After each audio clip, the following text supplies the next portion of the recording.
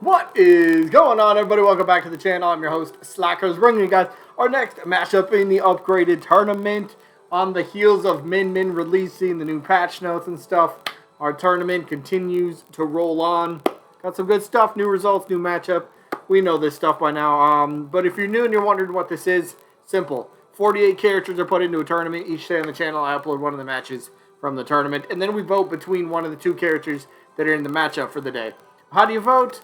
Well, it's a part of the rules, and don't worry, rules are very, very simple to follow. So let me put them up on screen here real quick.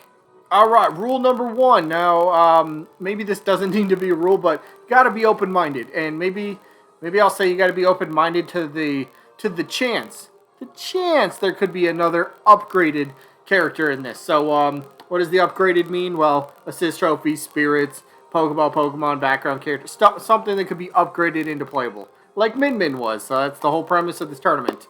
But keep in mind, though, you only get one vote per person. How do you vote, though? Simple. Down in the comments, type the name of the character you were voting for.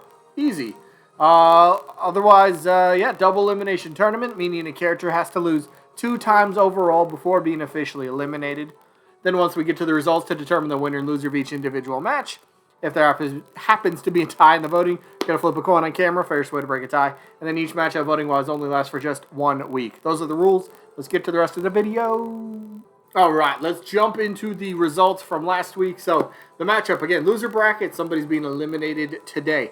The matchup from last week was Kamek from the Yoshi series, or Mario series, if you will. But Kamek was taking on Tom Nook from Animal Crossing. You know, Animal Crossing New Horizons been huge, right? Huge. So, the winner won by just 2 votes. Very close matchup. I'll say I was surprised. Kamek ends up winning this one, 21 votes to just 19 for Tom Nook. I'll be honest, I voted Kamek because I like him more, the villain aspect. I honestly thought Tom Nook was going to win. I figured he was a bigger name. More people might want him, but in this case, Kamek edges him out by 2 votes. Congrats, Kamek moves on to the next round. Tom Nook, unfortunately, has been eliminated. It is what it is. So speaking of, well, kind of moving on now, even though I didn't really speak of it, but we got to move on. We're on to today's matchup. Decent matchup today. We have Gardevoir from the Pokemon series, one of the most popular Pokemon of all time, according to recent polls. Gardevoir's opponent, Octolings from the Splatoon universe. Let's do this. Gardevoir's up first. Now, Gardevoir, why could Gardevoir make sense for whatever reasons? One, like I just stated, Gardevoir is one of the most popular Pokemon. Maybe for a couple reasons that don't really fit in Smash Bros. In any way, but Gardevoir is still very popular. Would be a really cool dual-type Pokemon with a typing that is yet to be represented in Smash Bros. As a playable character. So, Gardevoir is part Psychic and then part Fairy type. So, would be Gardevoir would have access to a lot of Fairy moves, potentially Moonblast. That could be a really big attack, maybe like a side special, had some decent range on it. Of course, you could throw in some psychic attacks in there as well. Mega Gardevoir potentially for Final Smash. I don't know, maybe Gigantamax or something form for Gardevoir for Final Smash. Whatever my Pokemon. If you come from Pokemon, you have access to a plethora of moves. So your moveset pool is ginormous, easy to come up with. So that's always fun. That's always easy, right? If the creator, if Smash Bros, Sakura, the development team, whoever it is, if they already have an idea like pretty much in place without having too much to kind of think it out and go, all right, I need to change this up. Oh wait, what should I do with this? Like, if there's a lot that's just like, oh, this boom, ready to go. I mean, like, we can just think and jump right into work. I think that's got to be a plus to them, right? So, plus first party. There's a lot of people, and I'm in the boat. I would not be surprised at all if Pokemon in some form got another playable character in Fighter Pass Volume 2. Whether that might be from Gen 8, whether that might be an older Pokemon, whatever it might be. So, personally, I'm okay with getting another Pokemon rep. But I kind of want it to be, you know, a handful of specific Pokemon. I'm not saying I want these handful, all of them. I'm just saying one of my... And they'd have to be... For me, they got to be like some of my favorite Pokemon for me to be like, yes, put them in. I've told you guys my favorite Pokemon of all time is Electivire. Would love to see him in the roster. He has a great moveset pool as well. But Electivire, Crobat, a Pokemon that would be flying, a character that flies around for the whole time. That'd be an interesting one. Enough about what I personally want, but for me, Gardevoir, I've never been the big fan of Gardevoir. I like Gallade a lot better, I'll be honest. If it was Gallade here, Gallade might be getting my vote. But no, it's Gardevoir. Now, again, Gardevoir, very popular. Lots of people kind of been clamoring for it. Okay, hey, what's up, Jesse? I just uploaded my patch notes video. I just put that up. But yeah, so I'm grinding right now. I got a Min video to make real quick too. So I got a lot to do. But whatever. Back to Gardevoir. A lot of things are in place. Could this potentially happen? Maybe. There's always that argument that Gen 3 needs to be repped with a playable Pokemon. Now, I don't... Personally, I wouldn't say that every generation needs a playable Pokemon to represent that generation. I mean, I get the argument, right? Get every generation equally involved. Okay, sure. But I don't think it's a necessity. So, Gardevoir for me, not the biggest fan of. Not really a Pokemon I would be clamoring to see in here by any means. But, yeah, Gardevoir, still good. Still good chances, I would have to think. If they took all Pokemon into account for Smash Ultimate DLC, if they're like, yep, we are getting one more Pokemon as a playable rep, I'd have to say Gardevoir's got to be on that list, right? But how about, let's flip it over to Gardevoir's opponent, Octolings. Now, Octolings, same boat as, well, Pokemon.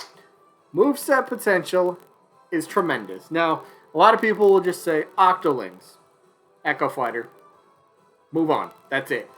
Hold on. Whoa, hello. Octoling, so, Inkling. We all, I mean, we've played Smash Bros. We know Inkling has moveset, Splat Roller, Ink Brush. It's got the I forget the actual name, but it's got the buckets where you scoop out ink. But we know Inkling's moveset. So let's do something different for Octoling. There's so many different weapons Inkling doesn't use that you can give to Octoling to make Octoling still feel from the Splatoon universe and then still have a unique, different moveset. Now, something I've kind of thought of for a potential little gimmick, maybe for the character, just to make it a little bit more different than Inkling. So we know Inkling's moveset and style.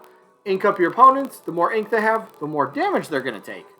Alright, cool. So what if Octoling's gimmick, we'll call it, happens to be how much they could ink up an opponent. And maybe that could be big attacks. And you kind of go all out. Bigger attacks, you're going to get more ink and maybe less moves, if that makes sense. So, fewer moves, but more ink. Maybe that could be. Or maybe even a faster version of Inkling.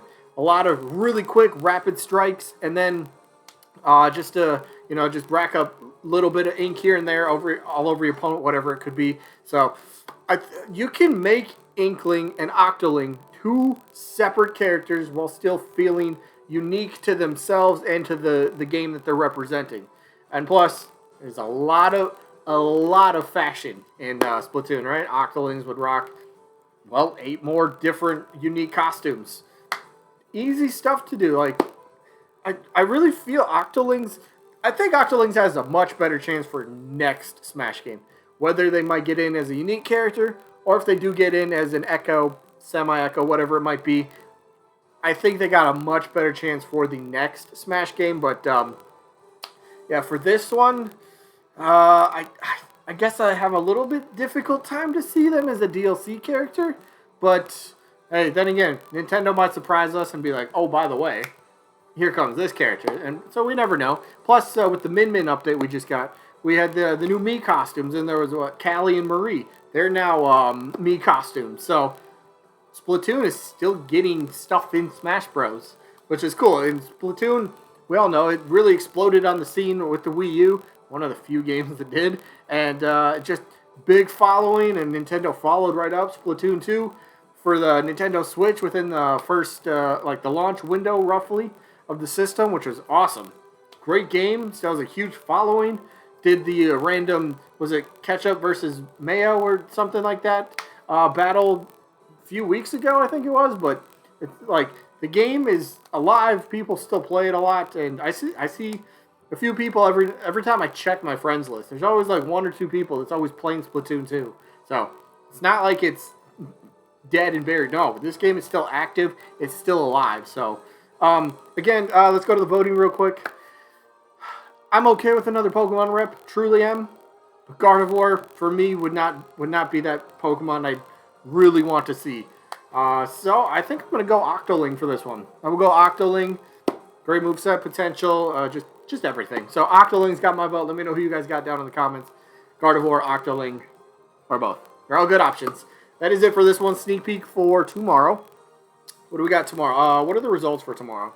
We are going to see if Goemon ended up beating Twintel. So, be interesting to see how people reacted to Twintel still being in the tournament. Because, look, she didn't get confirmed. So, she could still happen. Highly doubt it, but she could still happen. So, we'll see how her results play out tomorrow. And then the matchup for tomorrow is... Ooh, this is going to be a good one. This is going to be a good one. Pauline from the Mario universe is taking on Shovel Knight. Should be good. We'll see how this one plays out. That is it for this one. Hope you guys enjoyed. Hopefully catch you on the next one. Peace out, everybody.